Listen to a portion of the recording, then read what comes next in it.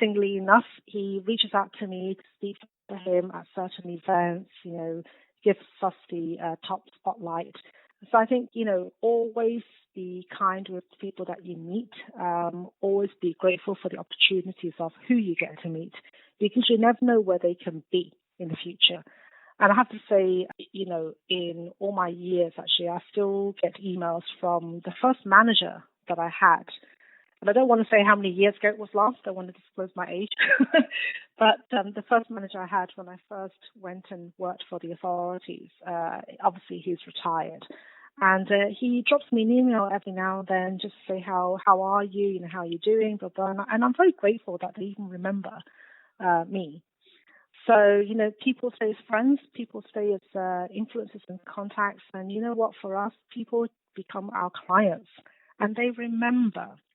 So I think it's always really important that you keep those relationships. For me, there is never a lose-lose. It can only ever be a win-win. So it's absolutely front and center to everything that we do, Lars.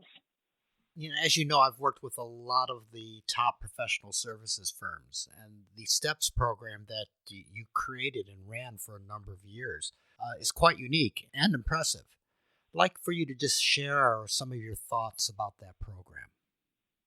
Lars, I was asked maybe about 10 years ago to take on at the time a training program for our talent who would be partner candidates in the future.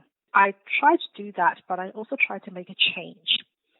So this is where STEPS came in. And the reason I tried to do that was because I suppose in China at the time, you mustn't forget about 10 years ago, it was still, China is still, it absolutely has been booming.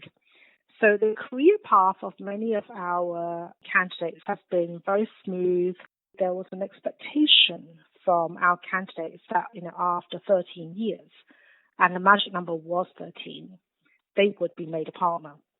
So this was absolutely, clear in their heads. There was no barrier, and it became a sense of entitlement that after you have done your years, you would make it as a partner and after you go for the rest of your life. And I suppose what I tried to do with the STEPS program was to, number one, encourage people to understand themselves better and not to be a clone in, the life cycle of a Deloitte person. A clone meaning, I'm just going to be another person doing the same thing. I wanted them to understand what were their personal strengths and weaknesses and really bring out that personal differentiation so that we could align our people to the strengths and align them to certain roles and responsibilities that would play to their strengths, and most importantly, something they would enjoy. So that's the number one thing we try to do in STEPS. Number two thing, we constantly ask them to identify what was the value that they would bring back to a company. What was the unique value that they could bring back? And that was what we called the business case. And that was very, very tough because, as I said, there was always an expectation that after all these years, they would simply make partners. So, why do you keep asking me what's my business case?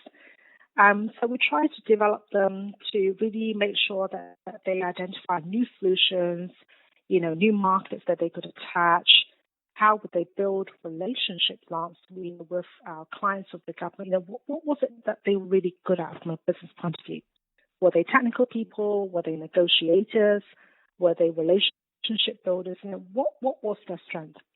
So I think what we tried to do in STEPS was to move away from a sense of entitlement and a sense of that any progression, it's just meant to be, to a structure whereby we looked at each of our candidates and we nurtured them through to quite challenging questions in terms of what's unique about you, what do you have to offer, and what are you going to do to make an impact. It was all about themselves. And I think, having gone through this program probably for about 7 years, pulling out from our team comments about what they want to do, where they think they've been successful, where they are strong, where they are weak, has been a very challenging exercise, because I just feel that never in their lives have they been asked to do this. And they've been in an environment in China, especially where there's been very, very strong growth. So everything has just naturally progressed. And I think in steps, we're just trying to prepare them to always, identify how they could be different, how they could be unique. So coming back to all the points that we were saying. So the steps program was really put in there as a challenge, but it was to try to change mentality, try to transform the way that people think about business, and always pushing themselves to the next limit. Because it's very easy to settle into a pattern every day, expecting certain things to happen. So we tried our best to prepare the people to just be different, try different, and do different. And it has been a very, very difficult exercise. And I think in the booms of China, when there is no need to be different, then you just carry on doing the same stuff. So what's very important now, especially with this whole coronavirus, is how are people going to change?